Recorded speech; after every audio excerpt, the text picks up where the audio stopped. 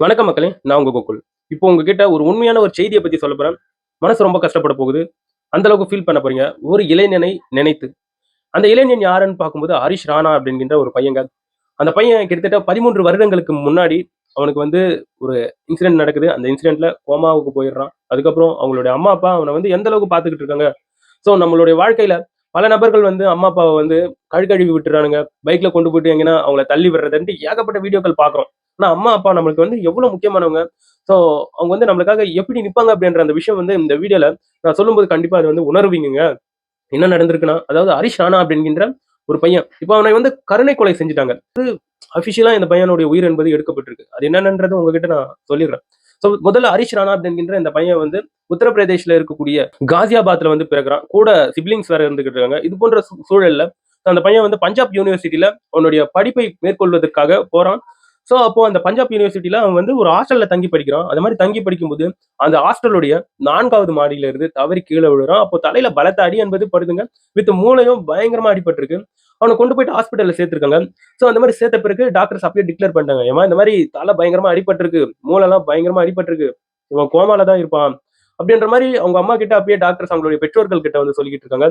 But இருந்தாலும் அவங்களுடைய அம்மா, அப்பா தான் குழந்தை அந்த குழந்தைக்கு எந்த லெவலுக்காச்சும் போயிட்டு அவன வந்து நம்ம வந்து திருப்பியும் பழைய மாரி கொண்டு வந்துடணும்ன்ட்டு அவங்களுடைய அம்மா, அப்பா வந்து அவங்களுடைய வீட வித்து, பல ஹாஸ்பிட்டல் படி ஏறி, டெல்லி எய்ம்ஸ் அப்படி இப்படின்ட்டு பல இடத்துக்கு இந்த ஹரிஷ் ராணா அப்படின்ற இந்த பையன வந்து கூட்டு போறாங்க.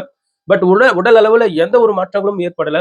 ஸோ அவன் வந்து இப்போ வரைக்கும் 13 வருஷம் ஆகுதுங்க. அந்த பையன் வந்து கோமாவுக்கு சென்று. இப்போ வரைக்கும் அவனுடைய உடம்புல வந்து எந்த ஒரு முன்னேற்றமும் இல்லாம படுத்த படுக்கையாவே இருந்துகிட்டு இருக்கான். அவங்களுடைய அம்மா, அப்பா வந்து 13 வருஷமா அவன் கூடவே நின்னு, ஸோ அவனுடைய எச்சங்கள் மொத்தத்தையும் கிளீன் பண்ணிட்டு, அவங்களுடைய அம்மா, அப்பா 13 வருஷமா பார்த்துக்கிட்டு இருக்காங்க. பார்த்துக்கோங்க, அம்மா, அப்பா வந்து எவ்ளோ அரிதானவர்கள் அப்படின்ட்டு. ஒரு கட்டத்துல அவங்களால தாங்க முடியல. அந்த மன வலி வந்து ரொம்ப அதிகமா ஏற்படுது அவங்களுக்கு. என்னடா கண்ணு முன்னாடி நம்ம குழந்தை வந்து 13 வருஷமா படுத்துக்கிட்டு இருக்கான். ஸோ அவனுக்கு வந்து இது வந்து எப்படி சொல்றது? ஒரு நரக வேதனையாக இருக்கும் அப்படின்ட்டு அவங்க 2024லயே கோர்ட் படி ஏறுறாங்க. இந்த கோர்ட் படி ஏறி இந்த மாரி என்னுடைய மகனுக்கு வந்து கருணை கொலை பண்ணிடுங்க. ஸோ எங்களுக்கு வந்து மனசு கஷ்டமா இருக்கு. இந்த மாரிலாம் பார்த்துக்க முடியல. 13 வருஷமா படுத்த படுக்கையா இருந்துகிட்டு இருக்கான் அப்படின்னு சொல்லும்போது, அப்போ கோர்ட் வந்து நிராகரிக்குது. இல்ல கருணை கொலையெல்லாம் பண்ண முடியாது அப்படின்ற மாரி நிராகரிக்குது. இப்போ ரீசென்ட்டா ஸோ அவங்களுடைய அம்மா, அப்பா வந்து சுப்ரீம் கோர்ட் வந்து போயிருக்காங்க. யார் மூலமாக போயிருக்காங்கன்னா, பிரம்மகுமாரி அப்படிங்கிற ஒரு அமைப்பு இருக்குங்க. ஸோ அந்த அமைப்பின் சார்பாக ஒரு லாயர வந்து நிர்ணயிச்சிருக்காங்க. அந்த லாயர வச்சுக்கிட்டு, ஸோ இவங்க சுப்ரீம் கோர்ட் போயிட்டு, சுப்ரீம் கோர்ட் வந்து என்ன சொல்லுதுன்னா, ஒரு மருத்துவ குழுவ வந்து அந்த ஹரிஷ் ராணா அவர்கள் தங்கியிருக்கக்கூடிய அந்த இடத்துக்கு அந்த மருத்துவமனைக்கு அனுப்பி ஹரிஷ் ராணா அவர்களுடைய உடம்ப வந்து முழுவதும் ஆய்வு செய்றாங்க. அப்படி ஆய்வு செஞ்ச பிறகு டாக்டர்ஸும் சொல்லிட்டாங்க, இல்ல ஹரிஷ் ராணா அவர்களுடைய உடம்புல, அவருடைய ஹெல்த்ல ஃபியூச்சர்ல எந்த ஒரு முன்னேற்றமும் இருக்காதுன்ற மாரி சொல்லியிருக்காங்க. ஸோ அந்த வழக்குடைய அந்த இறுதி தீர்ப்பு வந்து ஓகே பண்ணிடுங்க அப்படின்ற மாரி இப்ப வந்திருக்குங்க. ஸோ அந்த நீதிபதிகள் அந்த சமயத்துல வந்து கண் கலங்கி அழுது இருப்பதாகவும், அதே சமயத்துல வந்து அந்த இடத்துல வந்து பல விஷயங்களை வந்து சொல்லி இருப்பதாகவும், ஸோ இந்தியாவிலே முதல் முதலாக இவருக்கு தான் இந்த கருணை கொலை பண்றாங்கன்னும் போது, இதுக்கு வந்து பயங்கர ரூல்ஸ் அண்ட் ரெகுலேஷன்ஸ் மற்றும் மற்றும் நெறைய விஷயங்களை வந்து அந்த இடத்துல வந்து நீதிபதிகள் வந்து பேசியிருக்காங்க. இது வந்து மரணத்தை தேர்வு செய்யக்கூடியது அல்ல. செயற்கையாக ஒரு ஆயுளை வந்து நீட்டிக்க முடியாது அப்படின்ட்டு இந்த மாதிரியான விஷயங்களை வந்து நீதிபதிகள் வந்து பிரயோகிச்சிருக்காங்க அப்படின்ற மாதிரி எல்லாம் பேசப்பட்டு வந்துகிட்டு இருக்கு. நீதிபதி வேற பாத்திவாலா அப்படிங்கிற ஒரு நீதிபதி வேற அழுதுருக்காங்க. இந்த கேஸ்ல வந்து இதற்கு வந்து தீர்ப்பு கொடுத்திருக்கிறது வந்து 2 நீதிபதிகள். ஒருத்தர் வந்து பார்த்திவாலா அப்படிங்கிற ஒரு நீதிபதி, இன்னொருத்தர் வந்து விஸ்வநாதன் அப்படிங்கிற ஒரு நீதிபதி. 2 பேரும் தலைமையில தான் ஹரிஷ் ராணா அவர்களுக்கு வந்து இந்த கருணை கொலை என்பது செஞ்சிருங்க அப்படின்ற அந்த தீர்ப்பு என்பது வந்திருக்குங்க. இந்த மாதிரி தீர்ப்பு சொல்லிட்டாங்களா? ஹரிஷ் ராணா அவர்கள் வந்து 13 வருஷமாக அந்த பையன் வந்து எப்படி அவன் வந்து சுவாசம் எடுத்துக் கொள்கிறான் மற்றும் அவன் எப்படி அவன் வந்து சாப்பிடுறான், எப்படி உட்கொள்கின்றான் அப்படின்னு பார்க்கும்போது 2 பிரத்யோக செயற்கை கருவிகள் என்பது அவனுடைய உடம்புல வந்து பயன்படுத்தி இருக்காங்க மருத்துவர்கள். அதுல வந்து என்னன்னா, ஒண்ணு வந்து ட்ரக்கியோஸ்டமி அப்படிங்கிற ஒரு குழாய்ங்க. இது வந்து சுவாசத்தை உட்கொள்வதற்காக அந்த குழாயை வந்து யூஸ் பண்ணியிருக்காங்க அந்த எக்யூப்மெண்ட். இன்னொன்னு வந்து என்னன்னு பார்க்கணும்னா, அதாவது சாப்பிடறதுக்கு உட்கொள்வதற்கு ஒரு குழாயை வந்து அவனுடைய உடம்புல வந்து செலுத்தியிருக்காங்க. அது என்னன்னா கேஸ்ட்ரோ ஜெஜனாஸ்டமி அப்படிங்கிற ஒரு குழாய். இதன் வழியாக அவனுக்கு வந்து சாப்பாடு உள்ள வந்து போயிருக்கு. ஸோ இவ்வாறு தான் அவன் வந்து 13 வருஷமா உயிரோட இருந்திருக்கான். அதுக்கப்புறம் சுப்ரீம் கோர்ட் வந்து இந்த மாதிரி ஒரு ஆர்டரை வந்து பாஸ் பண்ணிடுச்சா, ஓகே. ஸோ டெல்லி எய்ம்ஸ்ல வச்சு பேசிவ் எத்தனேஷியா அப்படிங்கின்ற இந்த உயிர் காக்கும் கருவிகளை வந்து உடம்புல இருந்து ரிமூவ் பண்ணுவதன் மூலமாக உயிர் என்பது பிரியுங்க. ஸோ செயற்கை கருவிகள் ஒரு மனிதனுக்கு வந்து பொருத்தப்படும். அவங்க வந்து ஹெல்த்ல ரொம்ப பாதிக்கப்பட்டிருக்கும் போது அந்த கருவிகள் வந்து எடுத்துட்டு போனா இறந்துருவாங்க. ஸோ அது போன்ற ஒரு சிகிச்சை முறையை டெல்லி எய்ம்ஸ்ல வச்சு ஸோ ஹரிஷ் ராணா அவர்களுக்கு பண்ணிடுங்க அப்படின்ற மாதிரி சுப்ரீம் கோர்ட் வந்து சொல்லிடுச்சு.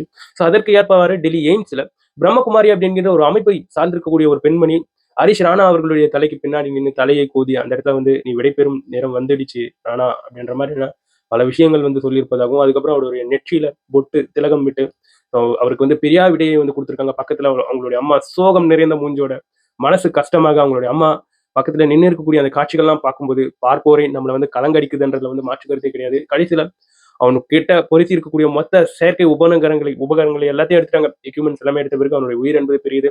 அதுக்கப்புறம் உடம்புல இருக்கக்கூடிய உறுப்பு தான சிகிச்சையும் அவனுக்கு வந்து நடக்குது. அவனுடைய உறுப்புகளை எடுத்து இப்ப வேற ஒருத்தவங்களுக்கு வந்து வைக்க போறாங்க. ஸோ இவ்வாறெல்லாம் ஹரிஷ் ராணா அவர்களுடைய இந்த அத்தியாயம் வந்து முடிஞ்சிருக்கு.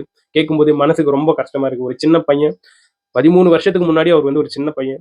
ஸோ ஒரு இன்சிடென்ட் ஏற்பட்டு இவ்ளோ கொடூரங்களை கடந்து இப்ப வந்து அவருடைய உயிர் பிரிஞ்சிருக்கணும்போது கடவுளுக்கு கண்ணிலேயே அப்படின்ற மாரி தான் கேட்க தோணுதுங்க உண்மையாவே.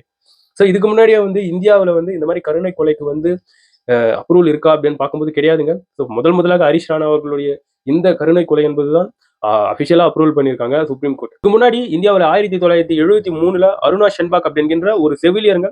அந்த செவிலியரை பல படுபாவிகள் வந்து என்ன பண்றாங்கன்னா, அவங்கள வந்து ரொம்ப கொடூரமாக பாலியல் வன்கொடுமைக்கு வந்து உட்படுத்தியிருக்காங்க. ஸோ அதனால அவங்களுக்கு வந்து ஹெல்த் ரொம்ப பயங்கரமா உடம்பளவுல பயங்கரமான காயங்கள் என்பது ஏற்பட்டிருக்கு. ஸோ அவங்க வந்து ரொம்ப நாளாக உடல்நல குறைவால அவங்க வந்து இருக்காங்க. ஸோ அப்போ அவங்க கூட இருக்கக்கூடிய அந்த பராமரிப்பாளர்கள் வந்து அப்போ கோர்ட்ல போயிட்டு சப்மிட் பண்றாங்க. இந்த மாரி கருணை கொலை செய்வதற்கு அப்ரூவல் குடுங்கன்னும்போது, ஸோ இவங்களுக்கு வந்து கருணை கொலை செய்வதற்கு அப்ரூவல் கிடையாது. கருணை கொலை வந்து பண்ணக்கூடாது அப்டின்ட்டு அருணா ஷென்பக் அப்டின்கின்ற அந்த பெண்மணி அவங்களுக்கு வந்து இதே போன்று செயற்கையாக நெறைய கருவுகளை வச்சு அவங்கள வந்து உயிரோடு இருக்க வச்சிருந்தாங்க. அந்த பெண்ணை கருணை கொலை செய்வதற்கு கோர்ட் அப்போ ஒத்துக்கல. பட் அதுக்கப்புறம் அவங்க வந்து 2015ல அவங்க நிமோனியா ஏற்பட்டு அவங்களே இறந்து போயிட்டாங்க. ஸோ அதுக்கப்புறம் இப்ப ஹரிஷ் ராணா அவர்களுடைய இந்த மரணம் வந்து நிகழ்ந்திருக்கு பார்த்தீங்களா? ஸோ இது மட்டும் தான் இந்திய அளவுல முதலாக ஒருத்தர வந்து கருணை கொலை செய்வதற்கு கோர்ட்டே பர்மிஷன் குடுத்திருக்கு அப்படின்ட்டு. ஸோ இதன் பின்னாடி அது போன்ற நபர்கள் வந்து ரொம்ப கஷ்டப்படக்கூடாது.